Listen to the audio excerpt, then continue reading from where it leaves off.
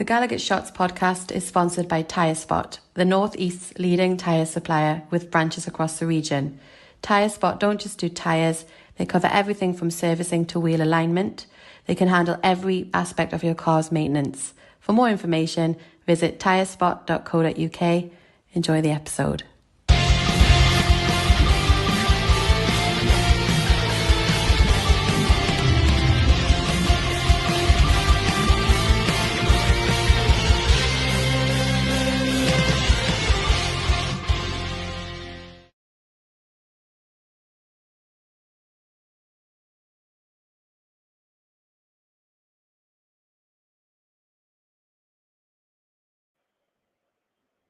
Well, hello and welcome to Hey Ho, Let's Go on the Gallagher Shots YouTube channel.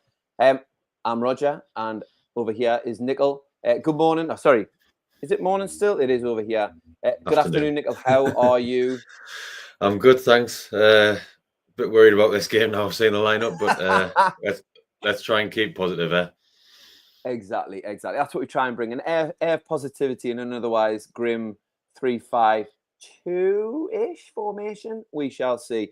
Thank you very much for those people who are joining us live. Please get involved in the comments. We already had a really early one this morning from Blue Rhythm Boy. I think probably summing up the feelings of you, me, the postman, and everybody else who has a Newcastle United inclination. Shocked with all the amount of changes and thought he'd have waited for Bradford game, but let's see. Still some real quality stuff. Hey, Nichol, we were scratching about for positivity this morning, but we've just found some with Blue Rhythm Boys, so that's a good start. So thank you very much to those people for joining us. We'll try and get you lot as involved as possible. And yes, of course, Ian, we will have another game of aye or nah. Slightly different this time, but we'll see. I'm going to try a little bit different with a bit of some visual aids. Okay, so right, let's get into it. For those of you who've maybe been under a rock this morning, we have a bit of a dramatic change in the formation. So let's take a look. Let's initially just take a look at the actual lineup itself, and then we'll deep dive, as we always do, into the formation and how we think we're going to set up. Nichol, easiest question I'm ever going to ask anybody ever. Any shocks here for you? Not one in there. Yeah, obviously 7 changes, isn't it, from Barcelona on Thursday? So yeah, and a change in formation as well. So and I think we're going to show a graphic as well, which shows this formation, but because they don't put it in order, which is annoying. Yeah. But yeah, quite surprised when that lineup was leaked this morning, and then obviously when it was confirmed about half an hour ago. Yeah, we'll just have to see how we get on with this one, I think. Yeah, I think so. I think we're just going to have to, we're just going to have to try and get our head around the formation. Let's have a quick look. We've got a strong bench, though. We've got a strong bench. We do have a strong bench. That was on my list of positives that I've written down. Strong bench was one of them. Yeah, bench was one of them. So let's have a quick look at how we believe, or how the Premier League believe, the team is going to line up. Yeah, it is looking like a 3-5-2. They have put Jacob Murphy behind or alongside Voltemada, Big Nick. How do you? I'm not quite sure that it's maybe going to work that way. I don't know whether sort of Willock and Murphy might sort of interchange and possibly, but yeah. Speak to me, Nichol. What do you think? How do you think that's going to work? Yeah, I viewed it more as a 3-4-3 with Willock on the left. So you've got like in possession, you've got Hall and Tino stepping into midfield. Yeah. And then you've got Miley and Tonali in the middle, Willock on the left, Murphy on the right, and Big Nick up front. Yeah. And then it'll probably drop to what it is like there, out of possession, which I think we'll probably maybe not have that much possession again today. We'll see. Do you think the people who designed the graphic there predicted also that we will be out of possession quite a lot in this game today? Yeah, maybe. I think with it being just purely the fact that they're the home team as well. Home team tend to have a bit more possession and try and be on the front foot more. But yeah, I think looking at positives, it's good to see Lewis Hall playing again, left back. Malik Chow coming in for his first start is good. He looked good against Barcelona. Big Nick's back. That's good. Hopefully you see him on the score sheet. Dan Burn captain. That's a nice one. I'm really scratching here.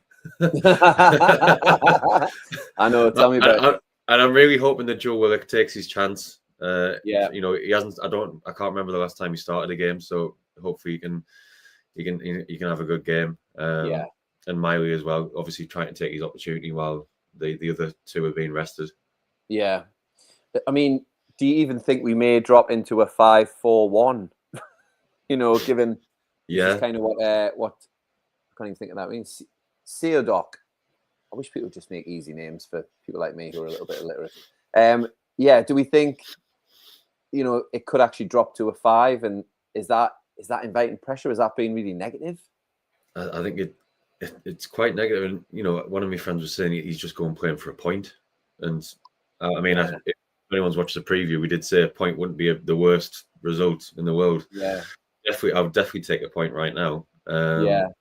And I think you look at their front four that they've got there, it's quite a good front four, and they've got a couple of people on the bench that can bring off as well. I mean, the star man's Semenyo, isn't he? So yeah, Clive off the bench, he scored a hat-trick against us last season. Yeah, remember? Yeah, I do love that Semenyo. I do love that Semenyo. Such a great player. I think, you know, looking at the context of a draw, like last night, probably you guys are thinking, sorry, in the preview, I think it was night before last, you're probably thinking, you know, we're going with a 4-3-3. You know, we're going to be fairly expansive, or as expansive as possible. You know, Bournemouth are on a good run of form. So then a draw in that context, given that they're on a good form, like actually is almost a positive, because you're going to go out there with a positive mentality. But I think when you see it, I don't know if it alters your thinking, where you see a team like 3-5-2 or, you know, 5-4-1, which it may end up being at some point in the game. In a draw, you're like, oh, we've gone to get a draw. Do you know what I mean? Like, isn't that a strange flip how the mentality works? Yeah, it's more of a negative take on it, isn't it? Yeah, for sure. Really. And then I'm also just you know, thinking ahead here. I don't think Voltemade will last 90 minutes. So then I'm wondering, who would he bring on? Yeah. I mean, we don't know what the score will be, but I don't know I don't think you would trust Osula to come on. Yeah. So you may be looking at finishing the game with no striker again. Yeah. Which is quite a frightening prospect. I mean, I don't know where you. I think I know where you are in the Osula camp. But for me, if you are going to make this many changes, and from what we've talked about, I think having a striker up front like Osula, obviously eventually it will be when he is fit. It'll be Wissa, but having Osula up top, he's a big presence. I know I'm scratching it, you know, for positives here. So just bear with me. Yeah. And then having Voltemade, you've seen his link play from the little bits that we've seen from him is absolutely brilliant. And maybe having that link play between and having that actual recognised striker up front might have served us better. But I don't know. What do you think about that? I think Osula can come on for sort of the last half an hour to 20 minutes. And I think I'd rather see him come on than no striker at all, because I just don't really think that the false nine works with our team. And it will obviously depend on the context of the game. You know, if we're losing, I would definitely want to see him come on. But I have a feeling, like, you know, if we're winning with 20 minutes to go, I think it will be a sort of a midfielder coming on instead. Yeah. Having been to, you travel to a few away games, don't you? And not Bournemouth, unfortunately. It's too hard to get there. It's too hard to get to. Just from from that away fans' point of view, you know, you've been down, you're on the long journey, you've had a few pints with your mates, and then you see this team news drop. Like, obviously it sucks the life out of us here, but if you're on that trip and you see the team sheet come out and you're like, how many times have you felt that experience? Yeah, well, I think if you actually physically go into the match, and you know, if you've had a few beers, you're actually more optimistic, and you're probably thinking, oh, it's fine, come on, we're here, we're gonna have a go at them. But I think, I mean, there's a couple of thousand gone down, and fair play at them, because it's a hard one to do. Most of them will have probably gone down yesterday, but it's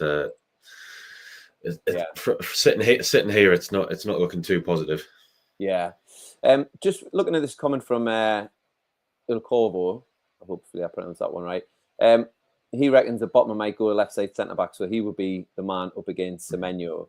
I think that would sound, Botman has got a little bit more pace than Byrne has. Do you think that's the way it'll end up, or do you think Botman will be the centre man and Chow and Byrne will be right and left? I think, I agree with the comment. Actually, I think it'll be. Oh, there's a counter comment there. Just come in. Yeah, I know. Yeah, I was just looking at that. It's a difficult one, isn't it? Because I would probably swap it and have Byrne as your central one.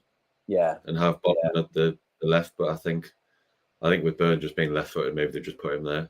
But I would probably swap those two just because Botman's got not loads more, but a little bit more pace than Dan Byrne has. Yeah. So, yeah. And I think as well, like looking at injuries and Blue Rhythm Boy makes a really good point here about Ramsey and Wissa being injured, and 7 changes wouldn't seem so dramatic if those 2 players were coming in. But, I like Miley personally. I think he's a really good player and, he's a really good prospect. But bringing him in as opposed to Ramsey or Wissa or someone, I know different positions, but it just shows, that coming back to maybe it's the summer and PSR and blah, blah, blah, but the lack of depth actually does get exposed sometimes in some midfield positions. I think in defensive positions, I think we're fairly well stocked. But after that, I think, going forward on the pitch, like the options become a little bit limited when we do have those injuries. Yeah, I don't think it's, any shock that I don't think the summer was at all planned as how the club would have wanted it to go. And I don't think, I think we got some good incomings, but I still don't think that we strengthened everywhere. And I don't think it's ideal. But yeah, I think when you probably, after the first sort of 15 players, then it's sort of a bit more, when you start to bring in, a bit more of the squad, it is a bit more worrying for games like this. And I think it would be a lot more positive, if we had the new signings playing and stuff, people would be a bit more optimistic about it. But I think it's when it's players you've watched for quite a number of years. Yeah. Yeah. Oh, we even have a Tottenham fan watching us. Thank you very much for joining us. Spurs are on their way to Wembley. Iriola Masterclass loading. Well, we've already experienced that up at St James's Park, like you alluded to earlier with Cliver getting a hat-trick. Oh, wow. Oh, we're getting hammered here. Oh, thank you. I mean, in my view, thanks for tuning in, Tottenham Ranger. I'm not sure I would go out of my way to watch a Tottenham podcast, but I absolutely appreciate it. It's all good vibes. Thank you very much. So Tim Pot, you can watch the podcast for us. So there you go. That's so weird. It's such a weird sort of formation that's come in there.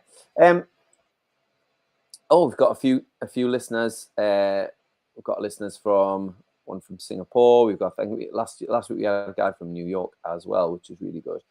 So we did sort of talk about some of the positives and negatives. I drew up almost like a little chart of like, right, okay, let's scratch around for some positives here.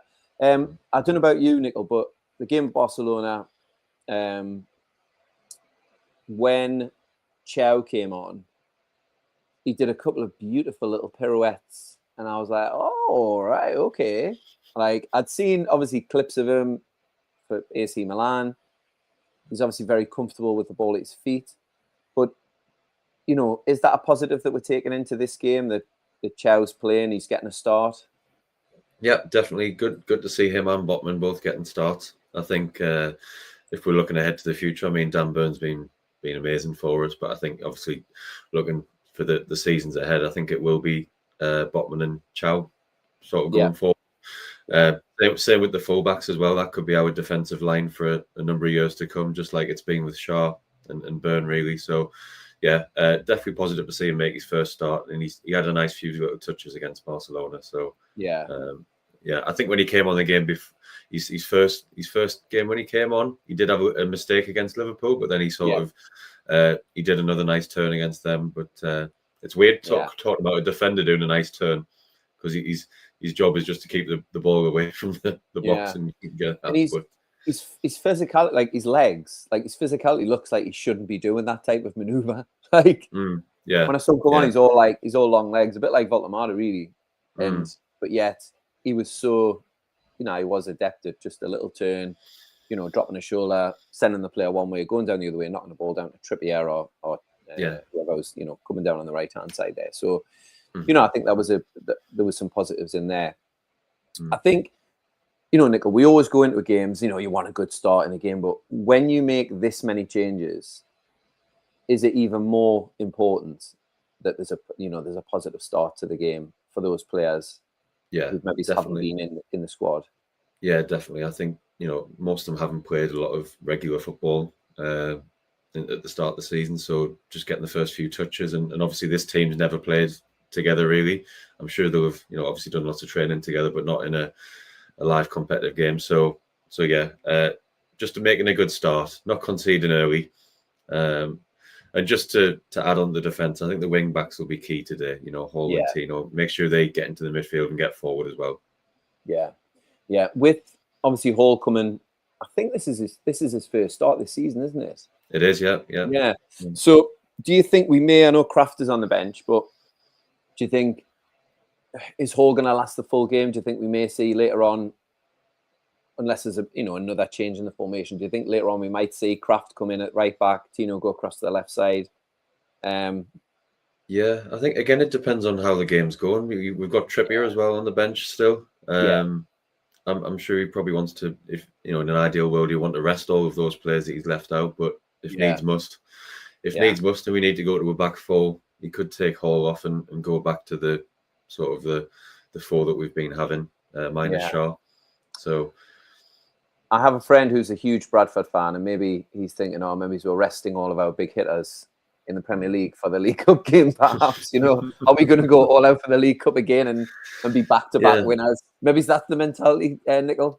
Yeah, I mean, it's a strange one, isn't it? Because it's normally the other way around. But maybe Eddie's looking at it and saying, that game on Wednesday is slightly more important for our season. But I mean, I think we should. I think we were all surprised with the amount of changes today. Yeah, for sure. Just one player I want to touch on, which is on the comments there. Willock, for me, he's a little bit of an enigma. That's really difficult to say when you haven't got your teeth in. He's shown at times, obviously, that amazing pass to Isak. Oh, that's the first time I mentioned his name. That first pass to the Swede. And he has shown, he could get goals when he first came, but those things feel like a very, very long time ago. And I don't know, where do you stand on Willock? What do you think he brings to the side? Maybe he's not compared, I think it's difficult to compare it to Joe Linton, who he traditionally comes in for, but just as a player, in isolation by himself, what do you think he can bring? And why do you think he's been, selected? I think I'll answer your first one. Why is he being selected? I think it's because Ramsey's injured, and I think it's because he's next in line, essentially. Yeah. So I think the problem he's had is since we've signed him permanently, because he was brilliant when he was on loan first, and we're all dying for him to stay.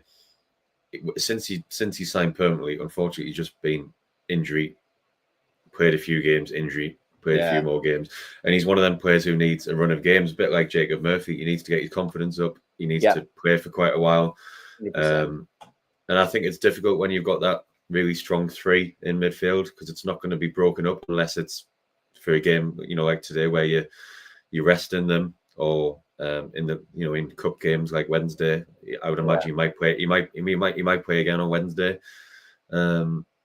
So he's just in that bit of a struggle where he can't get a run of games to get his momentum, and then he might get injured, or he just can't get in the team. So I think it's a shame for him. And I said on the preview, I think it was rumored that he was meant to leave in the summer. I wouldn't be surprised if he does go in January or maybe next summer. Yeah, if we can get somebody in, I see him going to I don't know why, Crystal Palace. I think he might have been linked with them, but one of those teams where that's what we set up as well.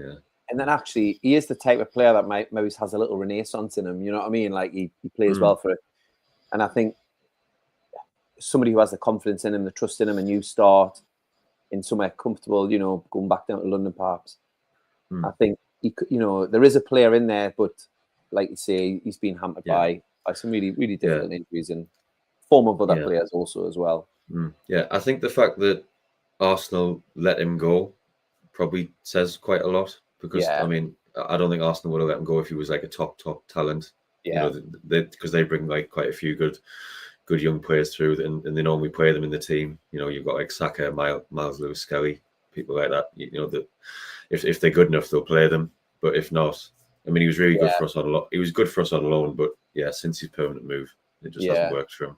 It's been the odd game, hasn't it? But but you know, maybe we see a good performance from him today, and all of that sort of disappears into the background, and he makes a nice. He has, you know, even if he just can make it, you know, a run of 5-6 games, you know, where he has a positive effect, and like you say, he plays himself into form. Then, you know, he's got a question asked. I think just a comment here from Thomas. Do you think the dropping of Bruno it's purely down to the fact that he looks like he's had gravy in his legs for the last couple of games? You know, he's really, you know, he's had a lot of travel. I think they played in Bolivia and then straight into the Wolves game. Straight into the Wolves game, then the Barcelona game. Yeah, he's played every minute for us this season, I'm pretty sure as well. Yeah, because he doesn't like to come off, does he? He said that as much in interviews. Yeah, I think I watched one last week and it was like, oh, Eddie wanted to take me off, but I was like, no, I want to keep going. I want to keep going. And it's like, it's probably a difficult one for the manager to manage because he's the captain as well. So, I think it's purely to manage minutes, and it's probably a positive thing actually, really, in the long run that he's missing today. Yeah. Just a follow-up comment there from Thomas as well. The player who's replaced effectively Bruno today is Miley. Now, I think I've already said how I feel about Miley. I think there's a player in there. I think he's a good player.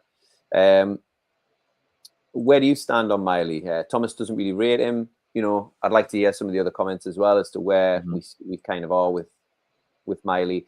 Do you think that if we had a bigger squad, maybe he might have gone out on loan and he would have benefited from that? Or do you think he needs to be in and around the team to try and push his way in? I think you're probably right in saying that if we had a bigger squad, he might have gone out on loan. But I think, you know, if you think back a couple of seasons back when we were last in the Champions League, he pretty much played all of the big games. He played at PSG away. He did really well. And he was literally thrown in the deep end. I think he was 17. Was he 17 at that point? He was 17. He was. And he, you know, he basically just played in midfield away at all these, you know, Champions League clubs. He played at Dortmund away. He did really well. And then obviously they've signed, Tonali came back from his ban. And then they've obviously got that really good midfield three. Yeah. And it's probably, you know, similar to Willock. It's hard for him just to come in cold and sort of play and play to his top level straight away. So, you know, again, it's like days like today where he's going to have that chance to show what he's got. Yeah.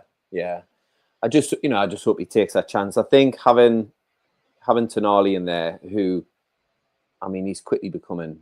I mean, well, for me, I think he's our best player. I don't know where you are with Tonali, but for me, he's absolutely everywhere. You know, and the quality that he brings to the game, and he's running, he's positivity. Like, I mean, Rob Lee was my favourite midfielder for Newcastle, but Tonali is just absolutely incredible. Like, it's good that he's in, but do you think he'll play the full game, or do you think eventually he'll? Yeah, I think we'll probably see it. You'll probably see a change in the second half for him. I would have thought maybe Bruno coming on. Yeah. Again, just depends on what the score is, I guess, at the time. But I would imagine in an ideal world, he'd probably play sort of, you know, about 70 minutes and then come off. Yeah. Just kind of looking at the form of both sides. Obviously, we know, we've had a couple of draws. We lost to Liverpool in the last minute, and then Barcelona game, and then the Wolves victory.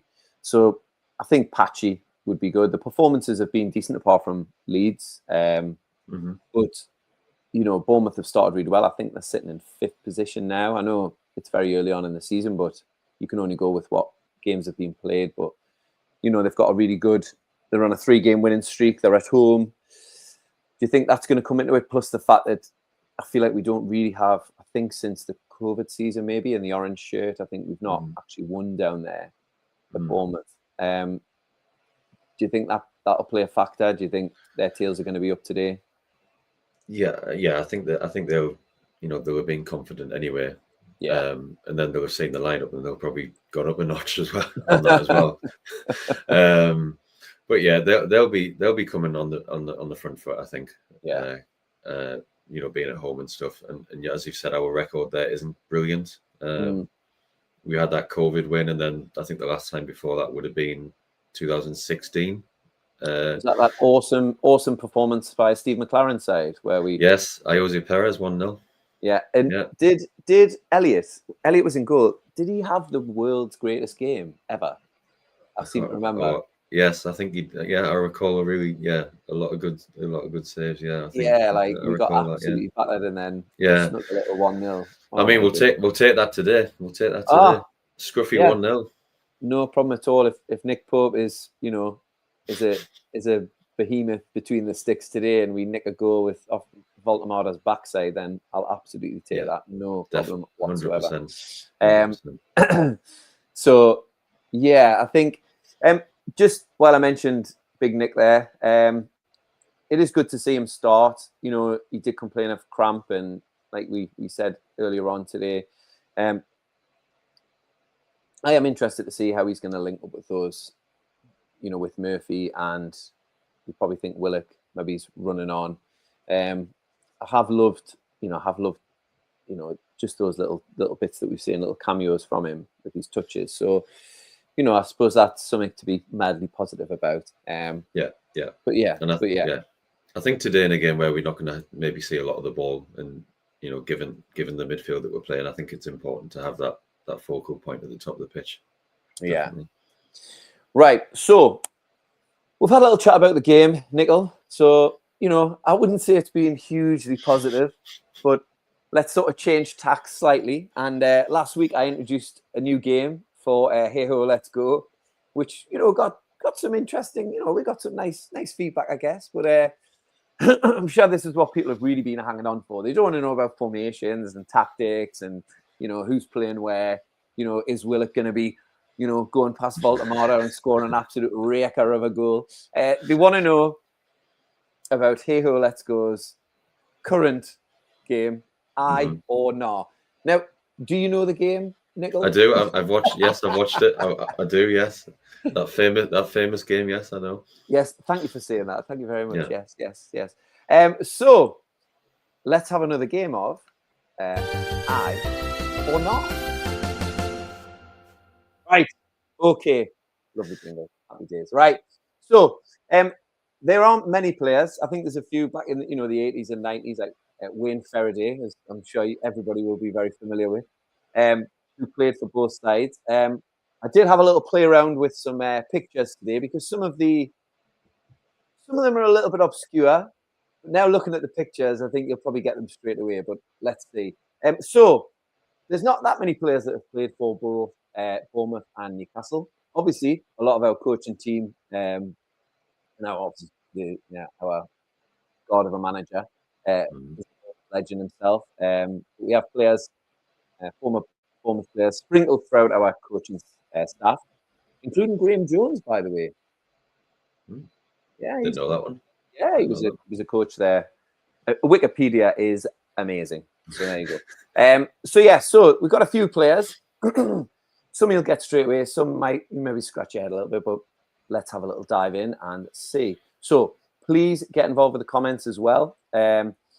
When you get them, I'm going to ask you an additional question. Okay, so some of them might appear easy initially, but then you might scratch your head on the following question. Okay, so let's dive in with the first one. So I'm going to give you an easy one, I think, to begin with. All right, let's go. You want me to answer straight away? Let's go for it. Aye or no? Did this player? Who do we think it is? It's Lloyd Kelly. It's Lloyd Kelly. It is Lloyd Kelly. It is Lloyd Kelly. Now absolutely doing bits at. I was going to say current Juve legend. Yeah, Juventus. Yes, well. Juventus. Okay. Now, did everyone in the comments get that? I'm assuming everyone in the comments. They've got to have got that. Now, I don't think there's any point in asking this question, but did he play more games for Bournemouth or for Newcastle? Bournemouth. Yeah, Bournemouth. I mean, I think he played about 19 games for us. He did play a few in the cup run. Yeah, he did. Yeah, and hopefully he was suitably rewarded with a winner's medal, just like Miggy the other day. I believe Miggy posted his winner's medal the other day. Yeah. Okay. Your next player.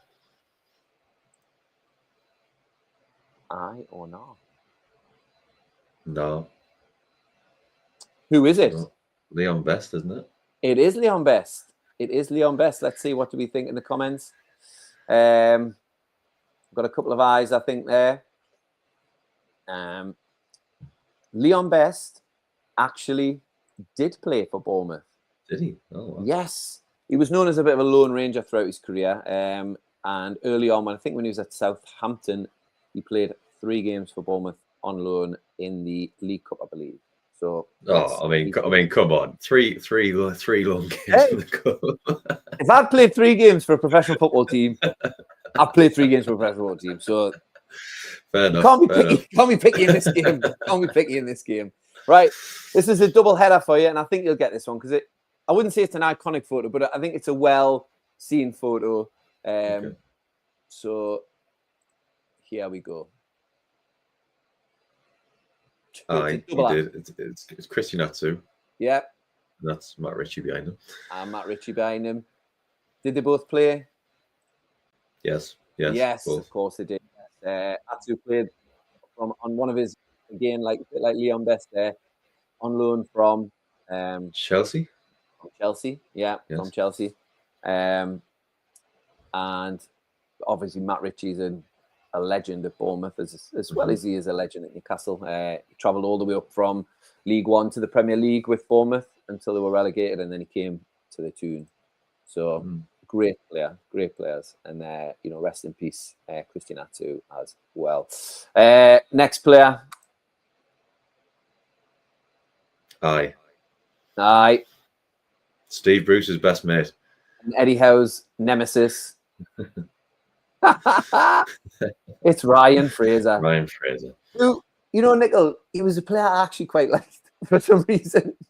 I don't know. Yeah, he was good. He was good for Bournemouth. I don't think he was so good for us, mine, but I think he was.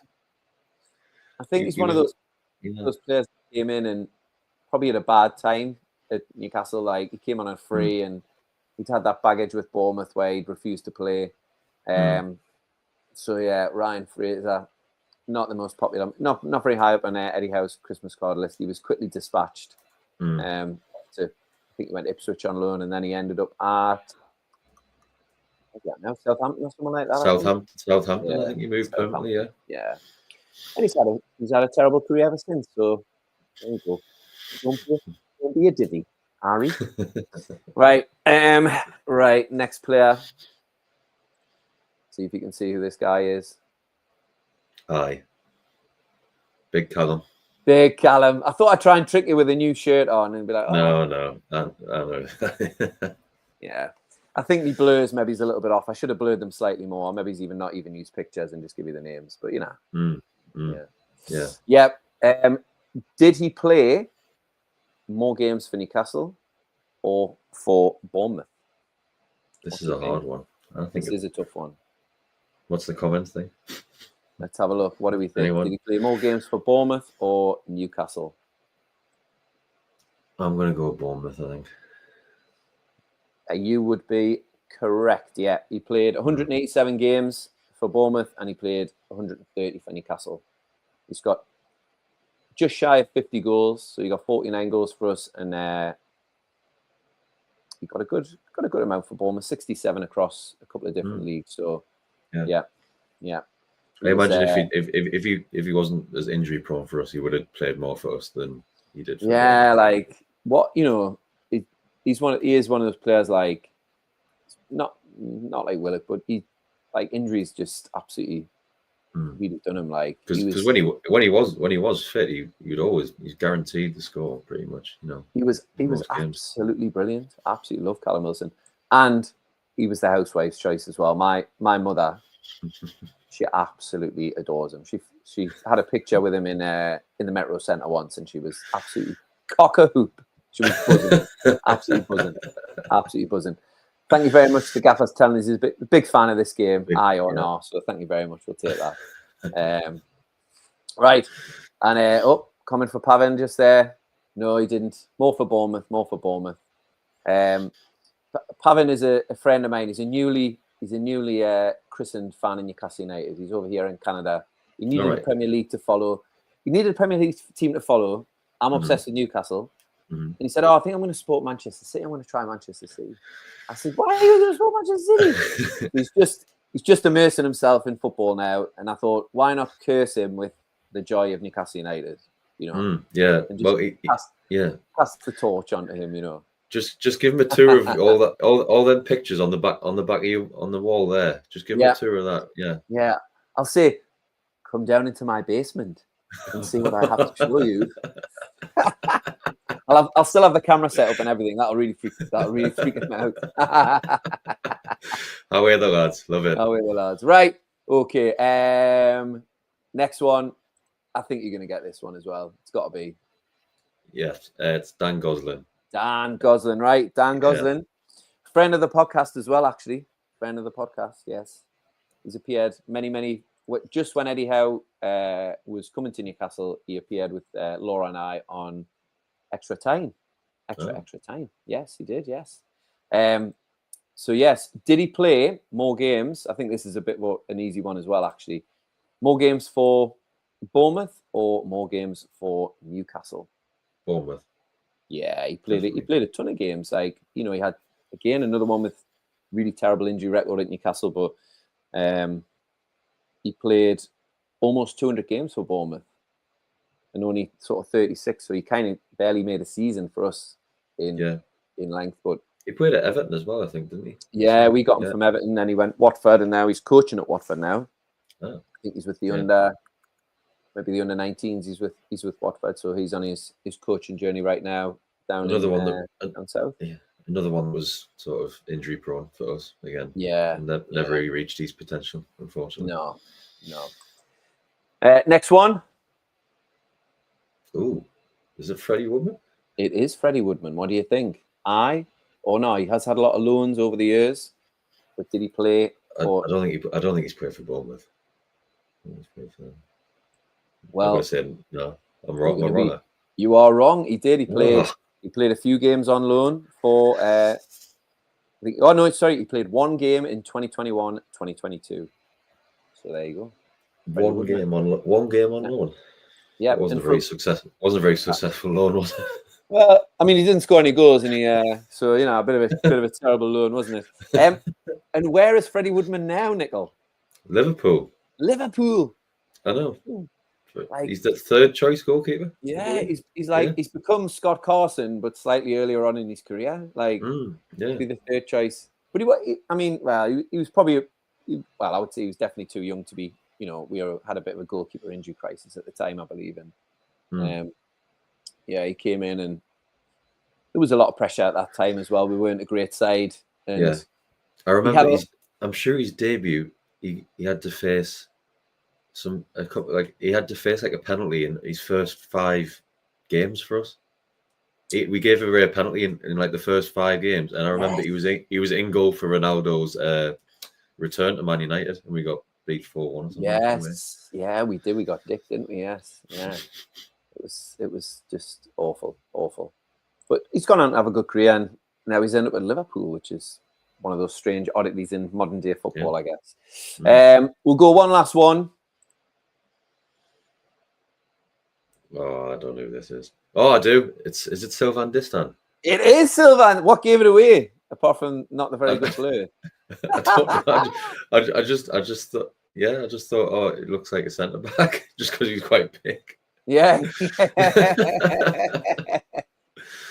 I was like, oh, I'm not sure. Yeah.